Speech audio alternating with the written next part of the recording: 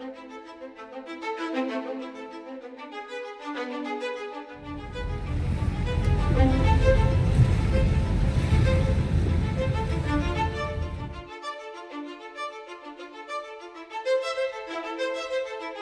won because you have come out, so we've already won this. It's already won. The only problem is that they put them to other towns and villages, and that's a shame. But we're here to protect our children, and that's all we can do.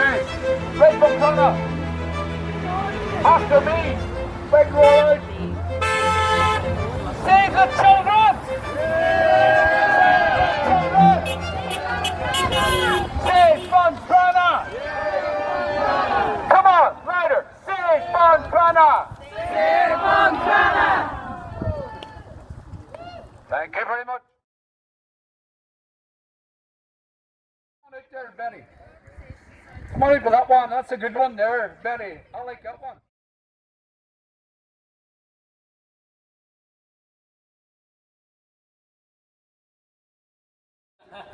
And the local group of Buncrana Community Watch stopped two buses from gaining access to this building. And so, Kim, just first question, when did you first get notice of these two busloads of asylum seekers? I think it was last Wednesday, like a week ago. What is it? Yeah, about a week ago roughly. And we had our campaign going from March, and then we found out it was families that were going to be done, because initially we thought it was going to be single men. That's why we were up in arms, and then they were able to get us in as families, or tell us it was families. So we kind of stood down for our protesting and all that. It went really well. But we didn't get a great support because of the racism tag. So we're all called racist and tagged like that. You know, we're just trying to protect the community from Walker's Lane here, where the kids go up and down from school. So there's 4 schools down there. Church and the library, and so there's a national school, secondary school, the little Church of Ireland school, and then the technical school that we get behind that. So they all use this lane up and down. All the mothers take their kids up and down here. So they put that building there. They put in 66 men of military age, and they are military age because we looked in the window, and Maria did a bit of the video, and she got up close with the camera. Short haircuts, look like troops. What's that about? And to a little town like this, like, you know, we're not at war here. We don't need garrisons of troops. So I don't know what's going on. It's very sinister, and I think it's unfair on the community. So they did get at, so there were people in this office block building here? No, never. And no one got in it because they saw it on the bus. Just the bus on Monday night. That was the first time they ever attempted to put people in there. Now, just to be clear, you know, and correct me if I'm wrong, you have no issue whatsoever with this. Families are fine. Yeah, families fine. Yeah. So you're there from morning to night? Yeah, we have lookouts. We have, like, me and Maria ran the day, in and out the day a few times. The giveaway on Monday was 4 security men from Dublin. I assume they're from Dublin, I'm not sure, but that was the giveaway. What about the councillors they knew from Wednesday? Yeah, that's another thing. Donegal councillors all knew, given that email last week. I'd say maybe a week and a half ago, they knew they were coming. They were told there's 66 men coming here. Yes, but they didn't do nothing. They didn't pre-warn the people of Buncrana. They didn't have a welcoming party for all these lovely people.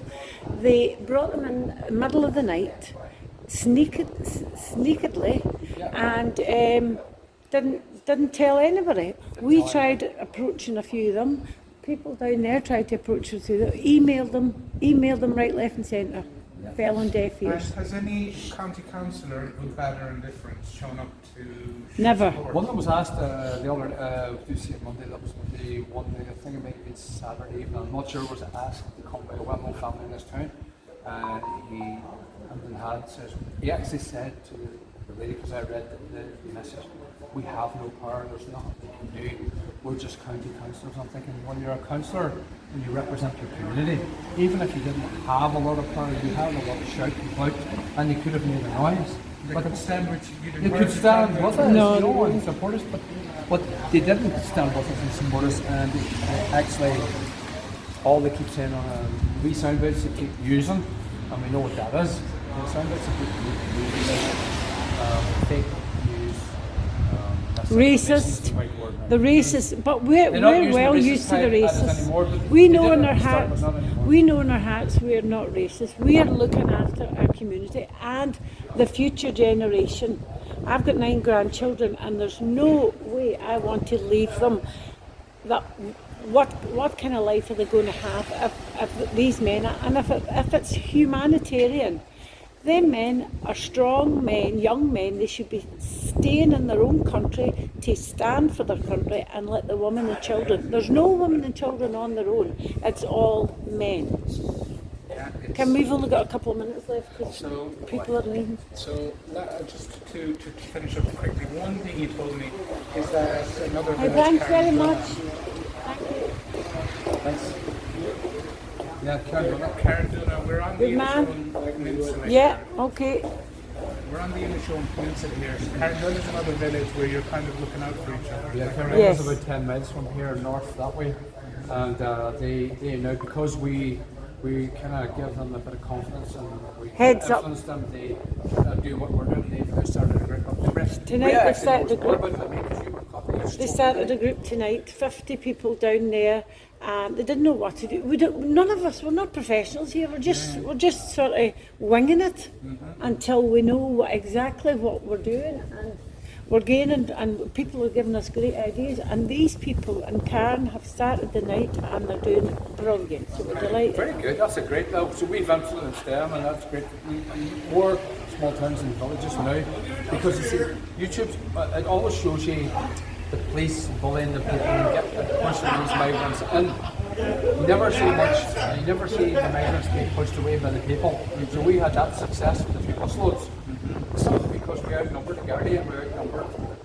So the people of Buncrana came out when we called them, and they were needed, and we're well organised now. Like we've got, I would say, 3 times the crowd now than we had initially, but we had enough to stop them on Monday night. And so that means, because all the people of Buncrana have already come out, it means we've already won. We've already won. They're not going to get up there. And if they do, we're going to get them out, because this campaign's going to grow legs. If they're in there, school children, business, and in there looking out windows, sitting on that wall.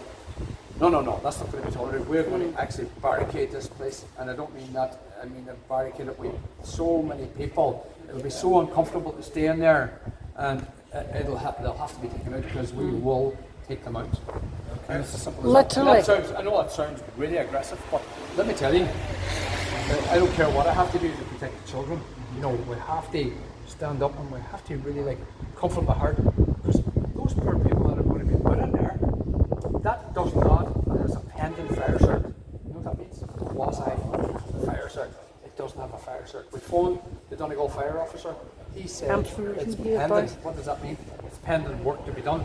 So it's been signed off by the Donegal Fire Service. What does that mean? It's a pending fire cert. Does a fire cert actually, is it a fire cert or is it not a fire cert? You know what I mean? Well, I've seen I think you posted a video on Maria about the mic. Is there a mic issue with this? Yeah, you want to see the cracks there? But there's a mic issue. We did that video right there, yeah. There's no, people are living in unsafe houses at the minute, and they have nowhere to go because there's no rental, nothing. It's been taken up by migrant families and foreigners there's unvetted males dotted around all over, but not busloads like that. So they'd rather put complete strangers from another land that are not at war than look after their own people that are really in desperate states. And they're putting them in there. These men, at the same time, are going to be jammed in there, and it's going to be like an open prison. That's what it's going to be like. That's the term I've used. And I have to laugh, like the homeless crisis, right? There's 11,000 plus homeless men and women on the streets of Ireland, mainly Dublin. I don't know what the figure is, that's the last time I heard. The real homeless figure is 250,000 what's known as couch surfers, young couples who are married, whatever, they've got children, they're living on top of their relatives because you can't get on the housing market, you can't get a mortgage, you cannot get a rental. Why? Because every bit of tiny accommodation that is available is used up. The migrants are shoved in there for profit. So I know a couple who wanted to come home to Buncrana backers. You can't, as soon as you try and buy a house, these unscrupulous businessmen that I talk about, buy them up quick. And there's no availability for the local person who wants to come home and live here. So we can't even bring our own people back.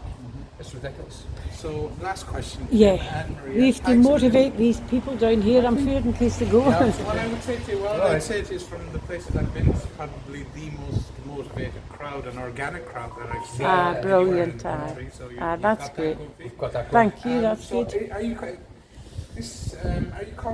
calling people from, say, the Inishowen Peninsula to kind of come out Yeah, and support the you whole of and the Inishowen what's going on here? Whole lot in the show. Yeah, I mean, we're calling everyone. but And a lot of people have come from Carndonagh. But at the supported minute, us. Donegal is being invaded in different towns. Loughnure, Look, Convoy. Convoy has 200 migrants, and a lot of them are single males. It's a little village. I don't know the exact population, but it's something like 1,000 people. I don't know off the top of my head, but it's really, really small. I'll have to keep the restaurant open. Yeah. It's in here. That's grand, Marie.